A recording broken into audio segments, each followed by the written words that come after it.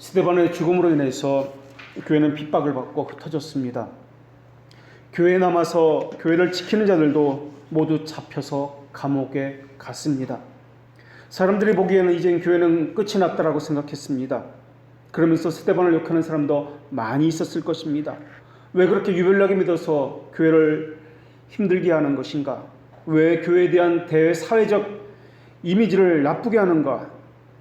우리가 그 상황만 놓고 보면은 교회는 무너지고 더 이상 희망이 없는 것처럼 보였습니다. 우리는 이런 끔찍한 일들은 더 이상 일어날 수 없다라고, 일어나서는 안 된다라고 생각을 합니다. 우리는 알 수 없고 그 너머를 볼 수 없지만은 하나님은 이 사건을 계기로 인해서 교회를 확장시키려는 의도를 가지고 계셨다라는 것을 우리가 성경을 통해서 볼 수가 있습니다. 우리에게 무슨 일이 있을 때 그 한 단면만 보면은 하나님의 뜻은 이해가 되지 않습니다. 오늘 본문에서도 마찬가지입니다. 바울은 이스라엘을 구원하는데 열정적인 의지를 가지고 있었습니다. 그런데 바울의 열망과 기도하는 반대로 다른 상황들이 일어나고 있었습니다. 유대인들이 그리스도를 받아들여야 하는데 오히려 거부하고 죽였습니다. 스데반의 사건에서 보듯이 상황의 한 단면만 보면은 이건 도저히 이해할 수도 없고 받아들일 수도 없는 사건이었습니다. 요셉의 사건도 마찬가지입니다. 왜 잘 믿는데 감옥에 갇히고 노예로 잡혀가는지 이해가 되질 않습니다. 사람 편에서 이해할 수 없는 것이 바로 하나님의 섭리입니다. 그러나 그것은 필연적으로 일어나야만 하는 사건입니다. 사람 편에서 보면 그것은 우연입니다. 그러나 하나님 편에서 보면 필연입니다. 그래서 하나님의 은혜는 필연적인 동시에 인간 스스로 행하는 자발성이 동시에 들어 있습니다. 제2 원인은 사람이지만 또 사람이 대상이지만 만사의 궁극적인 제1원인은 하나님이십니다. 어떤 일에 대해서도 교묘하게 조작하고 흉기를 부리고 또한 왜곡을 시켜서 사람이 만들어낸 것 같지만은 그 안에 숨겨지는 의지는 하나님이십니다. 모든 일은 사람이 보기에 이렇게 하리라 라고 생각하고 그렇게 한다 할지라도 그 모든 것들은 하나님의 의지대로 나아갈 것입니다. 그러나 거기는 악을 향해서가 아니라 궁극적으로는 하나님의 영광을 향해서라는 것을 우리가 기억해야 합니다. 그렇기 때문에 모든 것은, 사람이 행하는 모든 것은 구원을 향해 나아가는 것은 아닙니다. 그러나 하나님은 하나님의 선하심을 가지고 그 모든 것을 행하신다는 것을 우리가 기억해야 합니다. 그래서 어떤 사람에게는 그들이 행한 죄를 가지고 하나님의 공의로 나타내 주시고, 또한 어떤 사람에게는 하나님께서 자비하심을 베풀어서 그를 통해서 구원으로 인도하십니다. 이러한 사실은 사람의 언어적인 한계로는 설명되어 줄 수 있는 것이 아닙니다. 하나님의 의도와 사람의 과실성이 복합적으로 함께 어우러져서 일어나기 때문에 그렇습니다. 오늘 본문을 보면은 이 본문은 랍비들이 당시에 자주 사용하는 방식으로 전개되고 있습니다. 그런데 우리가 주목하고 보는 것은 항상 사람의 행위입니다. 그리고 전체를 보는 것이 아니라 항상 지금의 상태만을 봅니다. 그러다 보니까 유대인들의 행위를 보고 유대인은 구원에서 배제되었구나, 더 이상 가망이 없다라고 생각을 합니다. 그러나 우리가 주목해야 되는 것은 하나님의 언약입니다. 사람의 행위가 아니라 하나님의 언약은 언제나 유효하다는 이 사실입니다. 그리고 하나님은 현재 우리의 상태를 보시는 것이 아니라 하나님의 언약을 고려하시고 생각하시는 분이십니다. 그리고 지금 이 상황은 최종적인 결론에 이른 것이 아니라 구원의 과정의 한 가운데 있다라는 것입니다. 그렇기 때문에 하나님의 목적 가운데 유대인이 설 자리가 없다고 추정하는 것은 어리석은 일입니다. 더군다나 오늘 본문에는 죽은 자 가운데서 다시 살아난다는 이러한 표현이 있습니다. 이것은 에스겔 37장의 마른 뼈 사건을 상기시켜주는 말씀입니다. 마름개 사건은 절망의 사건이 아니라 하나님의 언약이 결국에는 이루어진다는 소망에 관한 사건입니다. 하나님은 아브라함을 부르셨습니다. 그러면서 하나님은 아브라함을 부르셨을 때 아브라함의 후손도 거룩하게 되리라는 조건으로 성별해 주셨고, 아브라함 개인뿐만 아니라 그 후손에게까지 거룩성을 허락해 주셨습니다. 그 후손이 행위가 거룩했기 때문에 그런 것이 아니라 하나님의 약속 자체가 거룩하기 때문에 이것을 또한 확증해 주셨던 것입니다. 그 견해를 확증하기 위해서 오늘 본문에는 두 가지 은유를 소개하고 있습니다. 오늘 본문 16절에서는 제사법에 관한 은유로서 하나님의 언약이 거룩하고 진실하다는 것을 또한 비유로서 확증하고 있고, 또 다른 두 번째 비유는 17절에 나오는 것처럼 접붙임에 관한 은유로서 하나님의 언약을 표현하고 있습니다. 제물로 드려진 곡식, 처음 익은 곡식 가루는 그 곡식 전체를 대변하는 그러한 성별의 의미를 가지고 있는 곡식입니다. 11조를 드리지만은 11조만 성별된 것이 아니라 하나님께서 우리에게 주신 모든 것이 성별된 것과 마찬가지 이치입니다. 또 이와 마찬가지로 한 나무에 접붙여진 가지는 다른 가지들과 함께 접붙여졌기 때문에 그 뿌리의 진액을 함께 받아서 함께 성장을 합니다. 이것이 의미하는 바는 영적 고기성은 그들에게 본래부터 있었던 것이 아니다라는 것입니다. 그 뿌리인, 그 근원적인 것으로부터, 하나님의 언약으로부터 비롯되어서 그 언약에 의해서 모든 수액과 성장이 이루어진다라는 것입니다. 구원은 하나님의 약속이기 때문에 이루어지는 것이지 그들에게 자격이 있어서가 아닙니다. 사람의 행위에 근거하는 것도 아닙니다. 행위에 근거하지 않는다라고 하는 것을, 이것을 우리는 칭의다라고 배웠습니다. 오늘 본문에서 유대인은 아직 하나님의 눈밖에 있는 것은 아니다라고 말씀하고 있습니다. 왜냐하면 행위로 구원받는 것이 아니기 때문에 그렇습니다. 더군다나 교회를 위한 하나님의 궁극적인 목표에는 교회에는 이방인들과 유대인 모두가 포함되어 있어야 한다는 것입니다. 과거에 유대인들은 이방인들을 교회에서 배제했습니다. 그리고 지금 이방인들은 유대인들을 배제하는 우를 범하려고 하고 있습니다. 그러나 우리가 기억해야 하는 것은 우리는 쉽게 어떤 사람은 구원받지 못할 것이다 라고 단정하고 판단한다는 것입니다. 그러나 행위에 근거한 것이 구원이 아니다라는 것을 기억해야 할 것입니다. 물론 구원의 문제와 죄를 짓고 배교의 죄를 지었던 이것에 정죄하는 것은 구별되어야 합니다. 하나님께서는 이방인과 유대인 모두가 궁극적인 하나님의 목적이 무엇인지를 깨닫기 원하셨습니다. 그런데 문제는 유대인들이 복음을 받아들이지 않는다는 데 있습니다. 유대인들은 그저 형식적이고 외식주의자가 되어서 바리새인처럼 그렇게 살아가고 있습니다. 외식주의자라는 것은 칭의가 없는 것을 이야기합니다. 그래서 자기 뜻에 반대되는 모든 것을 적대제로 여기면서 적대제로 여기고 그렇게 행동하는 것을 이야기합니다. 그들은 자기 의로서 무엇을 이루려고 그렇게 하는 자들입니다. 그들은 본성적으로 마귀의 자녀들이기 때문에 하나님의 자녀를 미워합니다. 자신이 무언가를 내서 자기 보기에 좋은 대로 바꿔놓으려고 합니다. 오늘날 정치권의 이야기가 무엇입니까? 내가 보기에 안 좋으니까 나를 반대하는 그들을 바꿔놓으려고 하는 것 아니겠습니까?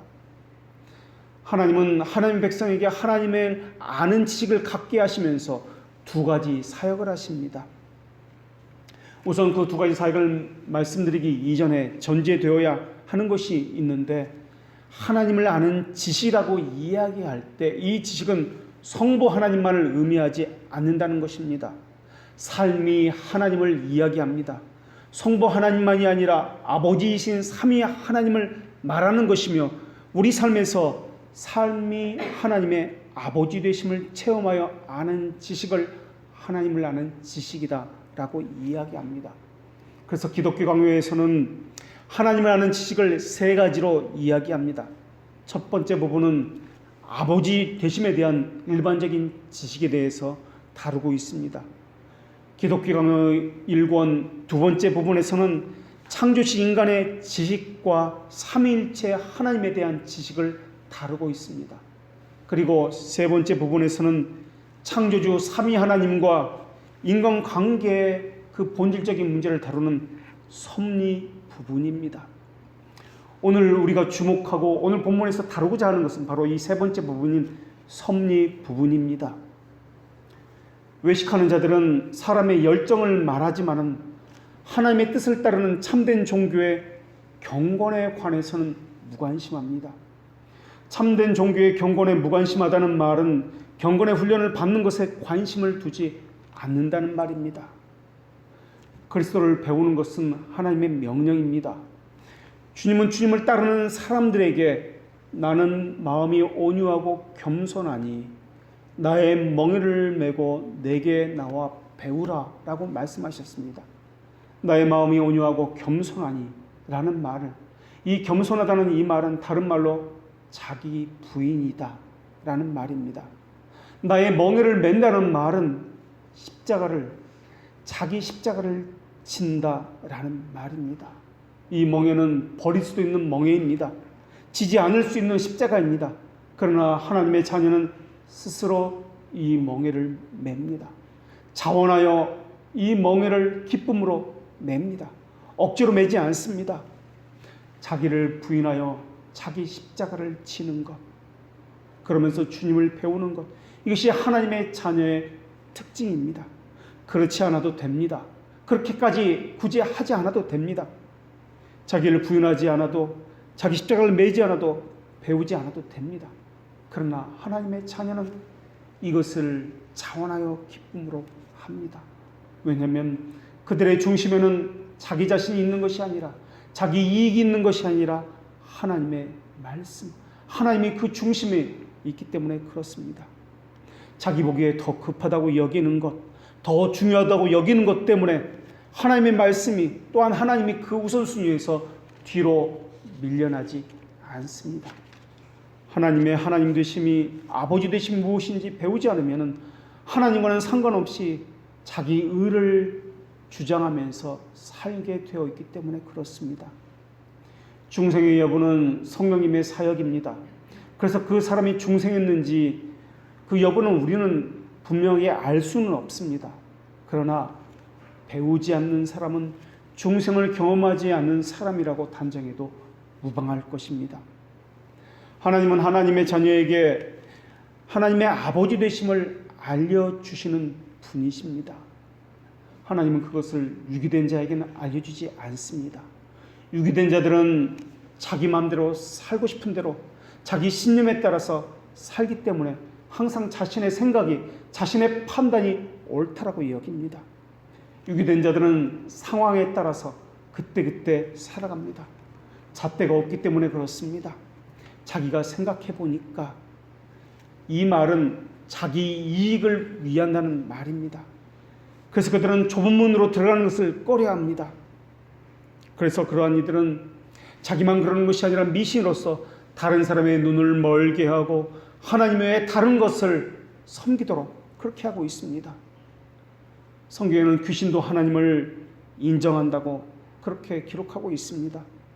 거짓 젠더들도 하나님을 인정합니다. 입술로는 인정합니다. 그러나 행위로는 하나님을 부정합니다. 창조주 하나님은 하나님과의 관계를 그의 자녀들과 맺으시고 그것을 언약으로서 깨닫게 해주십니다. 그리고 하나님은 섭리를 통해서 그들을 다스리고 인도하고 계십니다. 이 섭리를 통해서 하나님의 아버지 되심을 우리에게 나타내 주는 것, 이것을 우리는 부성애다라고 이야기합니다. 아버지이신 삼위 하나님은 우리를 보호하시고 인도하시고 믿음을 부어주셔서 양육하십니다. 이때 아버지라는 말은 만물의 근원이시고 보호자라는 의미로서 불려지는 그런 호칭입니다. 혈육의 의미로서 관계를 의미하는 단어가 아닙니다. 우리가 삼위 하나님을 아는 지식은 우리에게서 나오는 것이 아니라 하나님의 호의에서 나옵니다. 그래서 믿음을 우리를 향한 하나님의 호의에 대한 확실하고 확고한 지식이다라고 정의를 내립니다. 지식이라는 이 단어는 우리가 아는 그런 지식을 말하는 게 아닙니다. 존재라는 의미가 더 적합할지도 모르겠습니다. 그런데 그 지식은 하나님께서 알려주시는 그 계시에 의해서만 의존하고 있습니다. 이 지식은 학교에서 배운 단순한 지식이나 동의를 말하는 것이 아닙니다. 성령께서 우리에게 알지도 못하고 인식하지도 못할 때 우리 안에 확실한 약속을 심어 주셨습니다. 그 약속에 대한 지식을 우리는 믿음이다 라고 불립니다. 이 믿음 안에는, 이 믿음이라는 그릇 안에는 선한 양심이 담겨 있습니다. 그리고 이것을 착한 일이다 라고 이야기합니다. 칭의 안에 또한 믿음을 담고 있습니다. 믿음이라는 그릇 안에 양심을 담고 있고, 양심은 사물을 인식하고 파악하는 지식에서 나옵니다. 다시 정리하자면 가장 큰 그릇은 칭이라는 그릇입니다. 그리고 그 안에 담겨진 작은 그릇이 있는데 그것이 바로 믿음이라는 그릇입니다. 그리고 그 믿음이라는 그릇 안에 담겨진 것이 바로 선한 양심이라는 것입니다. 그래서 양심을 버리면 믿음도 파산한다라고 이야기합니다. 양심은 사물을 인식하고 파악하는 지식입니다. 바로 여기서부터 오늘 본문 말씀이 시작되어야 할 것입니다. 어떻게 판단하고 생각해야 하는 것이지? 현 시대를 어떻게 바라봐야 하고 유대인의 이런 행위는 어떻게 판단하는 것이지? 무엇이 선한 양심이 판단하는 것인가? 성령께서 거하시는 이 성경은 얼마나 거룩해져야 하는 것인가? 이것들에 대해서 우리는 답을 해야 하건만 전혀 분명한 해답을 갖고 있지 못합니다. 성령님은 하나님의 자녀를 상상의 방으로 인도하시고 그들의 내재 안에 있는 죄의 깊이를 드러내 주십니다. 그 말은 하나님께서 그 사람을 버리지 않았다는 뜻입니다. 죄를 깨닫는다는 그 말은 하나님께서 그들을 아직도 붙잡고 있다는 뜻입니다. 그러나 그것이 얼마나 짙은 악이며 지독한 어둠인지 깨닫지 못하는 자들이 있습니다. 바로 오늘 본문의 유대인들이 그렇습니다. 자신의 죄에 대해서 자신이 왜 그렇게 하는지 그들은 그것이 옳다라고 여기고 있습니다. 그런데도 불구하고 하나님은 그들을 향해서 어떻게 하실지 우리는 알 수 없으나 분명히 완전히 버려진 것은 아니다라고 그렇게 말씀하고 계십니다. 유대인들이 하나님의 계시인 복음을 거부했습니다. 이것은 하나님을 경멸하고 부인하는 것이었습니다. 그런데도 불구하고 사도 바울은 간절하게 그들의 구원을 바랬습니다. 죽은 자 가운데서 어떻게 하면 살아날 수 있을까? 이것이 오늘 본문의 관심사였습니다. 유대인들이 구원에서 죽음에서 구원으로 돌아오는 것, 이것을 살아난다라고 그렇게 표현하고 있습니다. 유대인들의 모습을 보십시오. 교회를 핍박한 자들이었습니다. 그리스도를 거부한 사람들이었습니다. 그러나 하나님의 전능하심은 세상의 창조보다도 그리스도의 잉태, 신성과 인성의 연합, 무덤에서 그리스도가 부활한 것, 세상을 회복하신 거나 인간의 회심에서 더 명백하게 나타났습니다. 그렇게 명백하게 나타난 그 복음을 유대인들은 분명히 거부했습니다. 이것은 하나님을 경멸한 것이 분명합니다. 오히려 미신과 우상을 숭배했고 교회의 교회됨을 왜곡했고 교회를 핍박했고 왕들의 권력과 세상 지혜로 하나님을 판단했고 일반적인 개념과 세상의 뿌리 깊은 관습을 그들은 신앙이라 여겼습니다.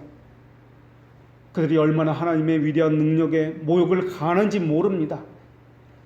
대적자들과 악한 영들이 얼마나 교회를 소멸시키기 위해서 지금까지 노력하고 있는지 모릅니다. 그러나 하나님은 칼과 불, 핍박자들 가운데서 모든 도움이 끊어졌던 것처럼 보였을 때에도 교회를 지키셨습니다. 그렇기 때문에 하나님의 능력을 믿지 않는 것은 수치를 얼마나 가하는 것인지 모릅니다. 우리 눈에는 하나님이 어디에도 계시지 않은 것처럼 보였습니다. 그러나 하나님은 단순한 복음을 가지고 웅병가들의 달변을 제압하게 만드셨습니다. 순교자들의 피와 그 잿더미로서 교회를 더욱 번성하게 하신 분이 하나님이십니다. 지금 우리 눈에는 아무것도 보이지 아니하며 절망만 보입니다. 유대인들은 도저히 구원받을 소망이 보이지 않는 것처럼 그렇게 나타나고 있습니다. 그런데 하나님이 뭐라고 말씀하십니까? 여호와께서 그의 보좌를 하늘에 세우시고 그의 왕권으로 만유를 다스리시는도다 라고 말씀하셨습니다. 하나님은 또 이 땅의 모든 만물이 그분의 힘입어서 살며 기동하며 존재한다고 말씀해 주셨습니다. 하나님은 모든 일을 그분의 뜻에 결정하는 대로 하시고 일하시는 이의 계획을 따라 하신다라고 말씀해 주셨습니다. 모든 만물을 움직이시는 분은 하나님이십니다. 가지가 거룩해서 뿌리도 거룩한 것이 아니라 뿌리가 거룩해서 그 가지도 거룩한 것처럼 말입니다. 성경에는 하나님의 섭리를 보여주는 세 가지 상징이 있습니다. 하나는 모리아산 이야기입니다. 그곳에서 하나님은 이삭을 보존하시고 그 대신으로 희생양을 미리 준비해 주셨습니다. 하나님께서 예비하셨다는 뜻으로 여호와 이레다라고 불렀습니다. 하나님이 모든 것을 준비하시고 계획하시고 행하신다는 뜻입니다. 두 번째 사건은 야곱의 사다리 사건입니다. 그 사건에서 모든 것을 하나님의 뜻대로 이루신다는 하나님의 나타나심이 보여집니다. 하나님 스스로 존재하신다. 하나님은 스스로 존재하신다는 이 말의 뜻은 하나님에게 의존하지 않으면, 하나님께서 계시하지 않으면 아무것도 알 수 없고 아무것도 할 수 없다는 뜻입니다. 세 번째로 에스겔의 환상에서 나온 바퀴가 또한 하나님의 섭리를 또한 상징적으로 보여주는 사건입니다. 바퀴 안에 바퀴가 들어 있습니다. 이것은 온 세상을 이끌어 가시는 하나님의 궁극적인 원인이신 섭리를 가리키고 있는 것입니다. 버리는 것이든지 받아들이는 것이든지 선택권이 우리에게 없다라는 것을 말씀드리고 있는 것입니다. 오직 하나님에게 있습니다. 그리고 그것은 숨겨져 있기 때문에 하나님의 섭리다라고 이야기합니다. 우리는 미련자도 아니고 무신론자도 아니기 때문에 하나님의 섭리를 주위에서 살펴야 할 것입니다. 세상에는 운과 우연이 없습니다. 우연히 돌아가는 것이 아니라 지혜로운 하나님의 세상을 운행하고 계십니다. 신자는 파수꾼이 그랬던 것처럼 하나님의 행하심에 대해서 눈을 부릅뜨고 살피고 주의해 보아야 할 것입니다. 하나님의 섭리를 살피기 위해서는 지혜가 필요합니다. 이것은 개념적인 지식을 말하는 것이 아니라 자신의 삶에 말씀이 교리가 적용된 지식을 이야기합니다. 경험적으로 알아가는 지식을 이야기합니다. 그리고 이 지혜는 세상의 지혜가 아니라 영적인 지혜로서 하나님께서 주시는 통찰력을 이야기합니다. 세상적으로 아무리 똑똑한다 할지라도 영적인 지식이 없으면 하나님의 섭리를 분간할 수 없을 것입니다. 그래서 하나님의 섭리가 이 땅 가운데 무수하게 일어나고 있지만은 사람들은 그것을 보지 못하고 깨닫지 못하고 있는 것입니다. 세상을 돌아가게 하는 것만이 아니라 우리의 모든 삶의 사소한 것까지 하나님의 섭리 가운데서 운행되고 있다는 것을 기억해야 할 것입니다. 하나님의 섭리는 우리에게 고난을 가지고 올 수도 있습니다. 사람을 만나는 것이나 무엇을 하는 일이나 실패하는 것이나 성공하는 것이나 인도하는 것이나 먹고 마시는 모든 일에 하나님의 섭리가 들어 있습니다. 또한 오늘 본문에처럼 유대인은 거부하고 이방인은 받아들이는 것도 하나님의 섭리 안에 있습니다. 그렇기 때문에 하나님의 섭리, 우리 안에 일어난 모든 일에 대해서 하나님의 섭리가 어떠한지 주의를 깊게 살피는 것이 신자의 의무입니다. 하나님은 시편 기자를 통해서 지혜 있는 자들은 이러한 일들을 지켜보고 하나님의 인자하심을 깨달으리로다 라고 말씀하셨습니다. 우리 눈에는 그것이 실패고 절망이고 고난처럼 보이지만은 그 안에 숨겨진 하나님의 섭리를 통해서 하나님의 인자하심을 깨닫게 된다. 이것이 하나님의 말씀입니다. 그렇기 때문에 그가 누구든지 하나님과 동행하려는 사람은 하나님의 섭리를 통해서 하나님의 뜻을 발견할 수 있어야 합니다. 섭리라는 것은 하나님께서 이 땅에 어떻게 하나님을 뜻을 계시하셨는지에 관한 역사를 의미합니다. 이것이 바로 교회의 역사입니다. 교회의 역사를 살펴야 하는 이유는 하나님이 어떻게 행하셨는지, 그 안에서 하나님의 뜻이 무엇인지 살피고 깨닫기 위해서입니다. 그래서 하나님께서는 하나님의 자녀들과 거룩한 학교의 학생들에게 두 가지 책을 주셨습니다. 하나는 성경과 또 하나는 성령의 역사인 바로 교회 역사입니다. 그래서 두 책 모두를 하나님께서 쓰셨는데 이것에 대해서 신앙인은 반드시 알아야 되는 것은 물론이고 하나님의 피조물이라는 누구든지 이 두 책을 주의 깊게 읽고 살펴야 합니다. 이 두 책을 함께 병행하면서 읽어나갈 때 서로가 서로를 조명해 줄 것입니다. 그러면서 말씀을 읽는 것은 물론 하나님의 역사를 살피는 것은 신자의 마땅한 의무입니다. 하나님 우리 앞에 이 두 가지 것을 펼쳐 놓으셨습니다. 그리고 이것을 통해서 우리로 하여금 하나님의 뜻을 깨닫게 하기를 원하십니다. 놀라운 통치의 역사가 성경에 있으며 또한 교회의 역사 가운데 있습니다. 하나님의 섭리를 통해서 기록하신 놀라운 통치의 역사는 성경입니다. 또 하나는 성령께서 행하시는 믿음의 역사가 있습니다. 인간사에 일어나는 모든 것을 포함하는 것이 하나님의 섭리입니다. 비옥한 땅이 황무지가 되기도 하고 황무지가 비옥한 땅이 되기도 하는 것도 하나님의 섭리입니다. 이전에는 보잘것없다가 지금은 기업과 소산에서 많은 복을 받아서 번창하게 되는 이야기도 있습니다.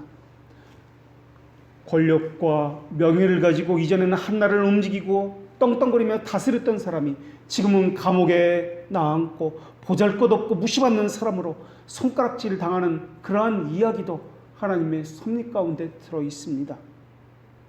하나님의 섭리를 통해서 어떤 성도가 변화되었다는 이야기도 들어있고 죄인들은 잠잠하게 되었다는 이야기도 들어있습니다. 수많은 이야기들이 하나님의 섭리 가운데 들어있습니다. 하나님께서 유대인들에 대해서 앞으로 어떻게 해야 될지 우리는 알 수가 없습니다. 다만 오늘 본문을 통해서 우리가 알 수 있는 것은 유대인도 구원을 받을 수 있다는 소망에 관한 이야기입니다.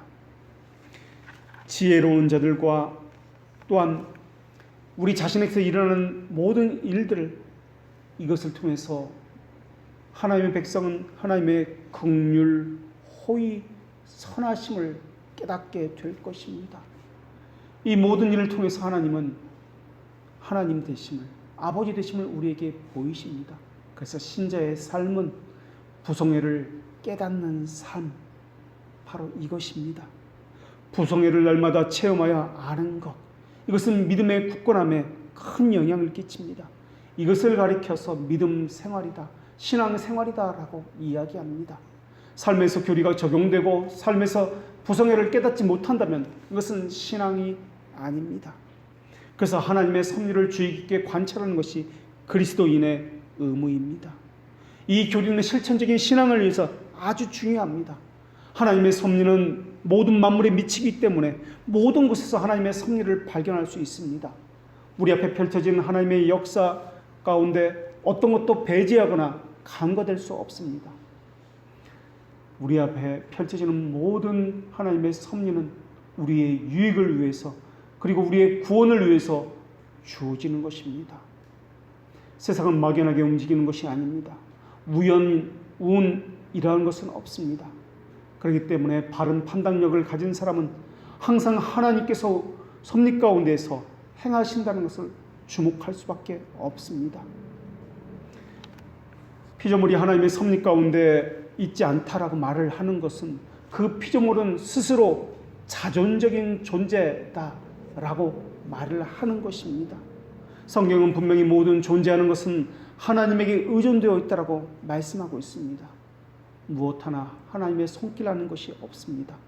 하나님이 허락하지 아니하면 참새 하나도 땅에 떨어지지 않습니다. 어떤 사람은 하나님 같은 분은 사소한 것, 미천한 것, 보잘것없는 것은 일일이 관여하지 아니하고 신경 쓰지 않고 단지 큰 그림만 가지고 우리에게 나타내 주신다라고 말을 하고 있습니다. 이러한 사고는 자연신론자들의 사고입니다. 어리석은 자들은 세상을 다스리는 지혜에 대해서 그 결국을 보지도 않고 잘못되었다, 틀렸다라고 판단을 합니다. 그러나 우리는 하나님의 섭리를 믿는 사람들입니다. 섭리를 주목하기 위해서는 섭리 교리도 믿어야 할 것입니다. 하나님의 섭리 교리를 믿지 아니하면 신자는 유혹에 흔들릴 수밖에 없습니다. 하나님의 섭리를 믿지 못하면 그것은 이미 불신자와 다름이 없습니다. 우리는 우리의 모든 것이 하나님께 드려진 후에만 거룩해 줄 수 있습니다. 하나님의 섭리를 믿지 않는 사람들은 하나님의 섭리를 간과할 것입니다. 자신의 삶에서 일어나는 하나님의 성질도 파악하지 못할 것이고 하나님이 어떻게 나와 관계하는지도 모를 것입니다. 그때 나타나는 현상은 상황에 따라서 자기 본성에 따라서 유익에 따라서 움직일 것입니다. 이것을 죽었다라고 이야기합니다. 그러나 믿는 사람은 하나님의 섭리를 주목하게 될 것입니다. 그런데 문제는 하나님의 섭리는 모든 사람에게 들려지는 것이 아니라 하나님이 자녀에게만 알아들을 수 있도록 그들의 언어로 말씀하신다는 사실입니다. 섭리라는 것은 하나님의 자녀에게 드러난 하나님의 이름입니다. 이것을 통해서 하나님은 하나님 되심을, 아버지 되심을 세상에 나타내십니다. 누구도 헤아릴 수 없는 하나님의 영원한 능력과 신성을 자신들에게, 자녀들에게 나타내 주십니다.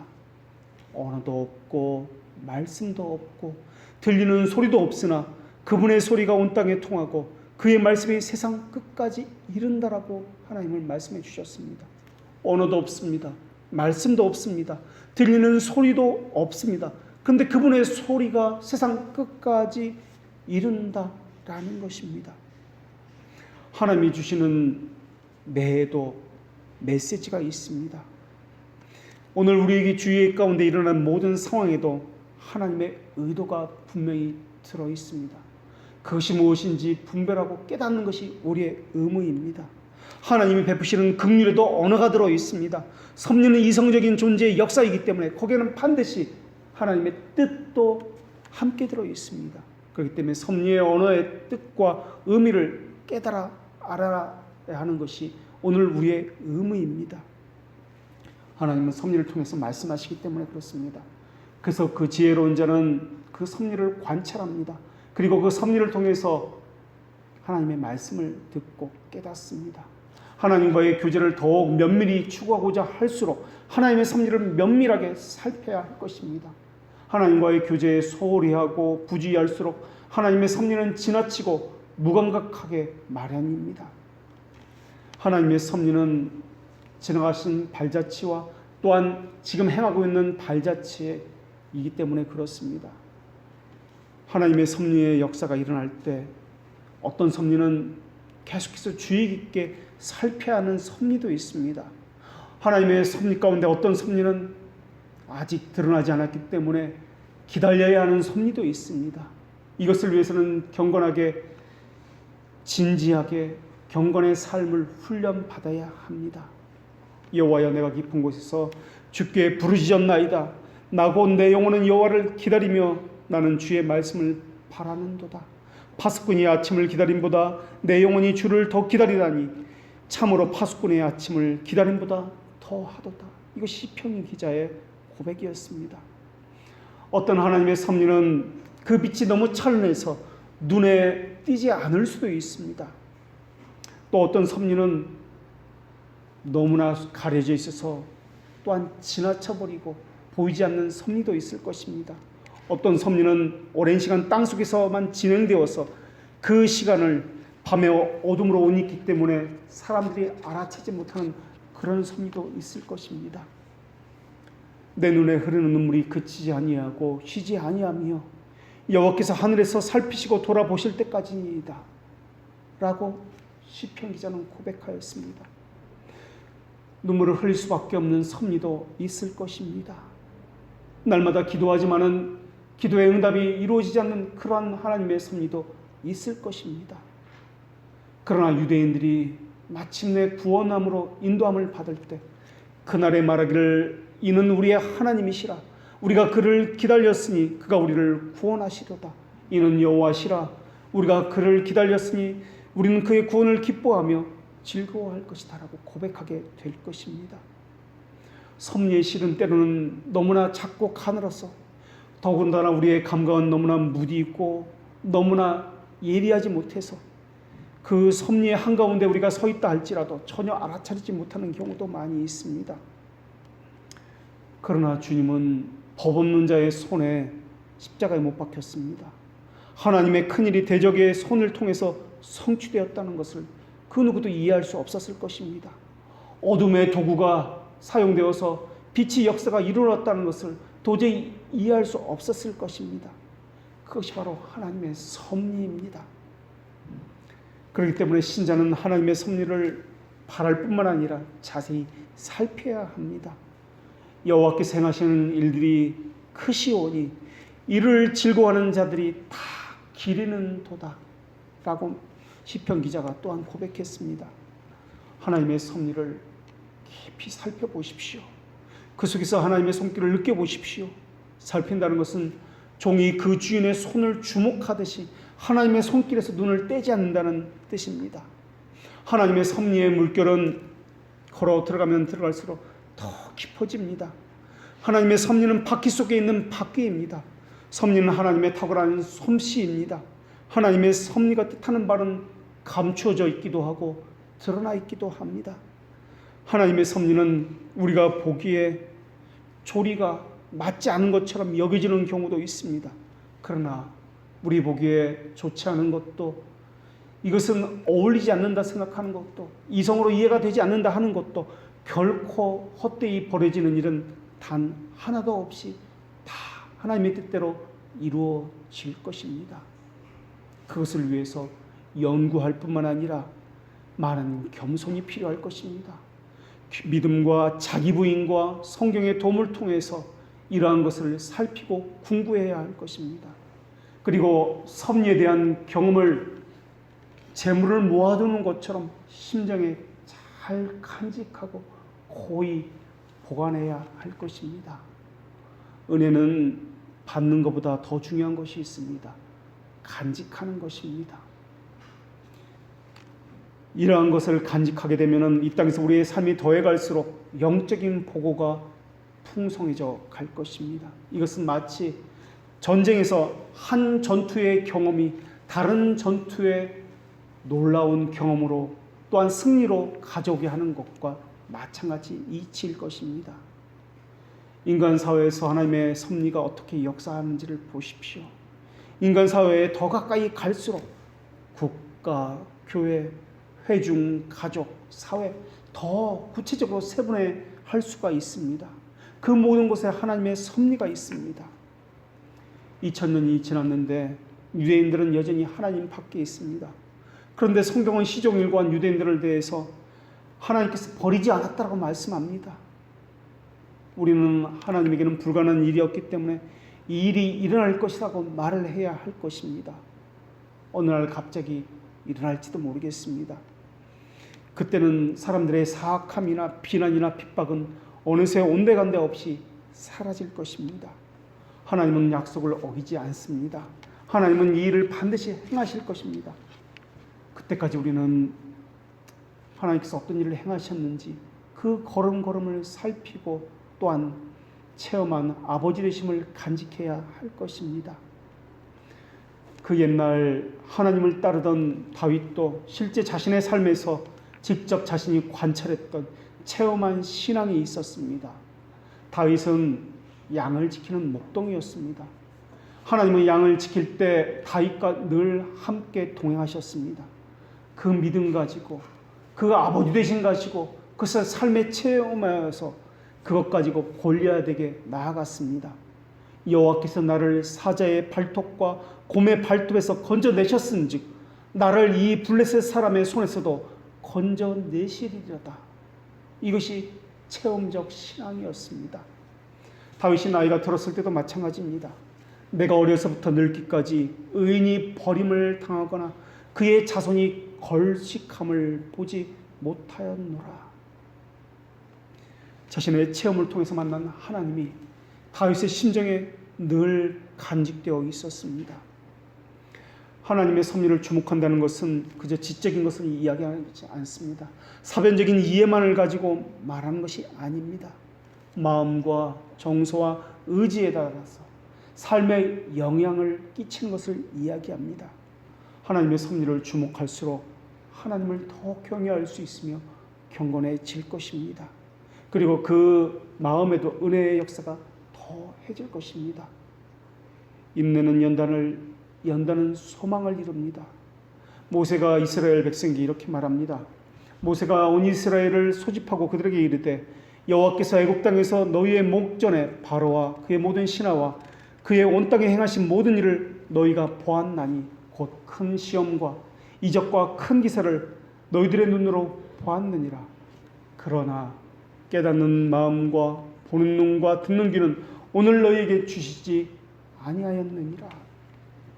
하나님의 섭리는 이 땅에서도 계속되고 있습니다.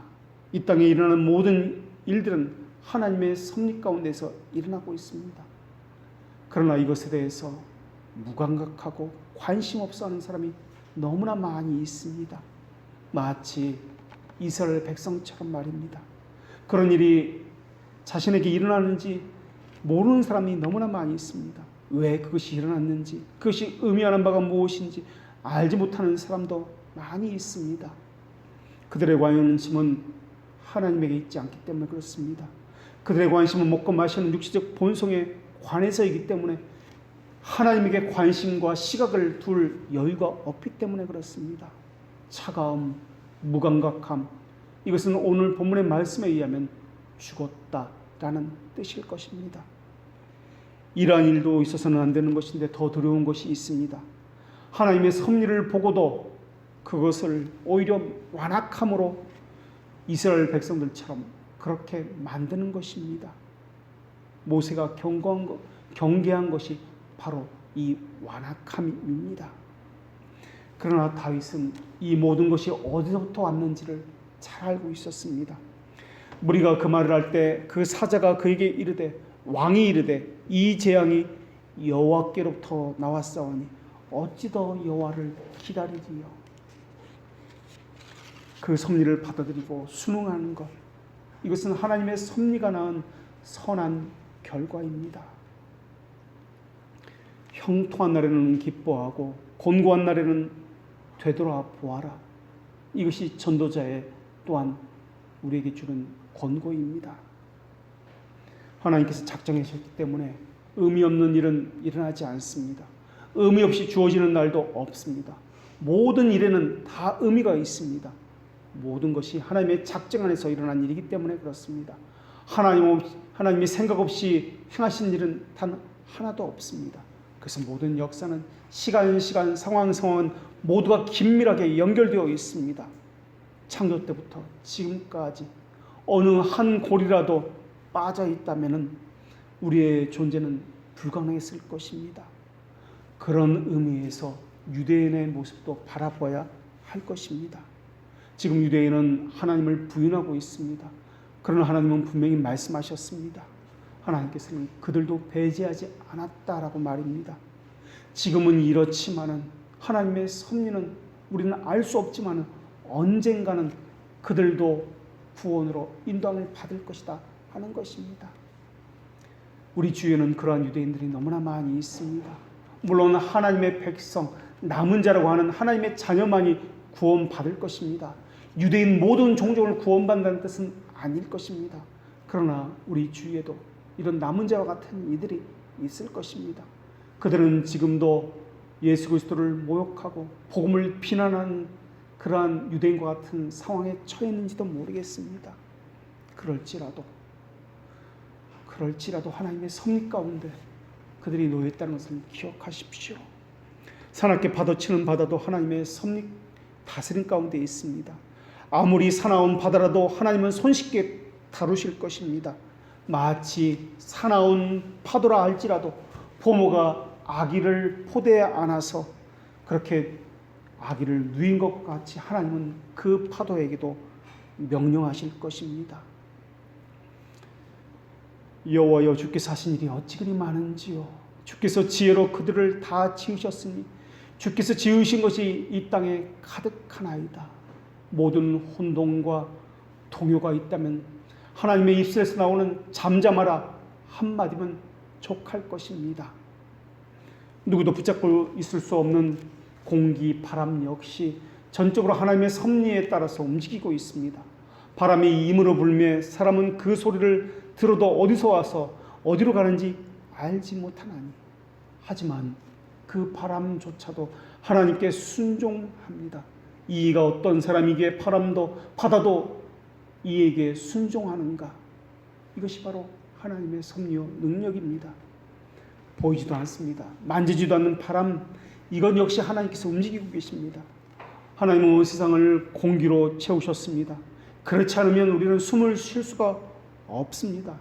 이런 공기를 붙드시고 만드시고 또한 우리에게 공급하시는 분은 어디에도 계십니다. 우리 눈으로 보지 못하지만은 하나님은 우리의 안과 밖에서 모든 것을 만드시고 또한 섭리로 다스리고 있습니다. 하나님이 공기 중에 역병을 불러일으키는 물질을 떠다니게 해서 우리의 입과 코로 우리에게 들어 마시게 한다면 우리는 마치 독이 든 음료를 마신 것처럼 다 죽은 목숨이 될 것입니다. 숨을 쉴 때마다 공기를 마시지 않고는 살 수가 없기 때문에 그렇습니다. 이 모든 것도 하나님으로부터 난 것입니다. 우리는 전적으로 하나님에게 의존하면서 살아갈 수밖에 없습니다. 그런 하나님이 우리를 붙들고 계십니다. 우리의 삶, 죽음, 복과 화도 다 그분 손에 있습니다. 설사 우리에게 복이 없고 화만 있다 할지라도, 죽음만 있다 할지라도 그것은 하나님의 선하신 뜻에 의해서 이루어진 것 외에는 없습니다. 하나님의 영광을 위해서 순교자들이 나왔습니다. 하나님의 영광과 하나님의 기쁘신 뜻에 의해서 스데반이라는 사람이 나왔고 또한 사도 바울의 순교가 나왔습니다. 그 한 단면만 보면은 교회는 폐쇄된 것처럼 보였고 교회는 없어지고 핍박을 받은 것처럼 보입니다. 그러나 그 깊은 그곳에 하나님의 인자하심과 사랑이 얼마나 큰지를 우리는 받아 누리고 있지 않습니까? 하나님이 이 땅을 다스리고 보존하십니다. 그리고 이 땅은 우리를 떠받쳐주고 있습니다. 풍성하심으로 하나님은 온 짐을 채우고 있습니다. 대지와 땅속의 온갖 좋은 곳으로 채우십니다. 그 땅을 채우신 하나님의 풍성하심이 우리가 먹을 소산을 내게 하고 있습니다. 땅에서 기력이 쇠하면은 하늘은 다시 그 땅에게 좋은 것들로 기력을 회복시켜 주고 있습니다. 노아의 홍수가 그친 후에 하나님의 약속은 지금까지도 변함없이 한치도 달라지지 아니하고 유효한 상태로 우리에게 이루어지고 있습니다. 땅에 있을 동안에는 심음과 거둠과 추위와 더위와 여름과 겨울과 낮과 밤이 쉬지 아니하리라. 이것이 하나님의 말씀이었습니다. 이것을 통해서 사람은 하나님의 선하심과 자비하심을 날마다 발견할 수 있습니다. 그러나 어떤 사람은 이것을 발견하는 사람이 있고 어떤 사람은 발견하지 못한 사람이 있습니다. 우리는 하나님의 섭리를 통해서 하나님의 자비하심과 은혜로우심과 풍성하심을 발견해야만 하는 사람들입니다. 그리고 하나님은 자기 백성에게 주신 모든 약속을 반드시 이루시는 것을 우리 또한 배워야 할 것입니다. 생명은 있지만 감각이 없는 나무, 풀과 같은 식물의 세계도 또한 생각해 보십시오. 하나님의 섭리가 얼마나 이들을 돌보고 보존하고 있는지 모릅니다. 우리는 그들에 대해서 무관심합니다. 그들을 기르지도 않습니다. 그런데 하나님께서는 들의 백합화가 어떻게 자라는가 생각하여 보라. 수고도 아니하고 길쌈도 아니하느니라 라고 말씀하셨습니다. 그 누구도 돌보지 않는 들의 백합화, 들의 풀, 신경도 쓰지 않습니다만 하나님의 섭리는 그들을 또한 돌보고 있습니다. 하물며 하나님의 자녀를 돌보지 않겠습니까? 이런 사실에서 우리는 교훈을 얻어서 하나님을 의지하고 염려를 버려야 할 것입니다. 우리에게 우리 눈이 보기에 절망과 또한 죽음이 있다 할지라도 여기에는 깊으신 뜻이 있고 하나님의 선하심이 있다는 것을 찬양해야 할 것입니다. 하나님의 섭리 가운데 이 땅에 어떻게 식물들로 채워지는지 보십시오. 단순히 사람의 필요 때문에 그러한 것이 존재하는 것은 아닙니다. 우리가 이런 하나님을 기쁨으로 사랑하고 섬기는 것이 마땅하지 않습니까? 모든 풀 한 폭이 그 모든 곳에까지 하나님의 사랑과 인자하심이 그 풀 한 포기가 설교하고 있지 않습니까? 이성이 없고 생명이 없고 감각이 없는 그런 것까지 다 하나님에 대해서 찬양하고 있지 않습니까? 새와 짐승과 물고기 같은 생물들도 생각해 보십시오. 하나님께서 얼마나 대가족을 먹이고 살리고 계신지 보십시오. 셀 수 없는 수많은 무리가 하나님의 섭리에 의지해서 살아가고 있지 않습니까? 이것들이 다 주께서 때를 따라 먹을 것을 주시기 때문에 그렇습니다. 이런 공급함을 보고도 우리 눈으로 직접 보고도 믿지 못한다면 우리는 도대체 누구란 말입니까? 공중의 새를 보라, 심지도 않고 거두지 아니하고 창고에 모아 들이지도 아니하되 너희 하늘 아버지께서 기르시나니 너희는 이것보다 귀하지 아니하냐라고 하나님께서 말씀하지 않았습니까? 들짐승과 우는 까마귀 새끼에게 먹을 것을 주시는 분은 하나님 아닙니까? 어떻게 하나님의 섭리가 사람들로 하여금 소나 말이나 이런 짐승들을 부리게 하는지 그것을 생각해 보십시오. 태초에 하나님께서는 에덴 동산을 지으시고 땅의 모든 짐승과 공중의 모든 새와 땅에 기는 모든 것과 바다의 물고기가 너희를 두려워할 것이며 너희를 무서워하리니 이것들을 너희에게 손에 붙였음이라 라고 말씀해 주셨습니다. 이것은 지금까지도 유효하고 있습니다. 동물들은 사람을 두려워하고 사람은 동물들을 키우고 또한 짐승들을 부려서 힘을 얻기도 합니다. 생명과 감각과 이성을 가진 사람들의 삶을 생각해 보십시오. 인간의 삶이야말로 하나님의 형상을 입고 있기 때문에 하나님의 섭리가 가장 극명하게 드러나는 것 아니겠습니까? 인간은 하나님의 창조의 종합물 아닙니까? 인간은 하나님의 특별한 보호하심 가운데 있습니다. 사람의 삶이야말로 하나님의 섭리를 관찰하는 우리의 주된 영역입니다. 모든 근원이 어디서부터 오는지 살펴보십시오. 아직 구원받지 못한 유대인이지만 그들 역시 하나님의 섭리 가운데 있다는 것을 우리는 늘 기억해야 할 것입니다. 기도하겠습니다.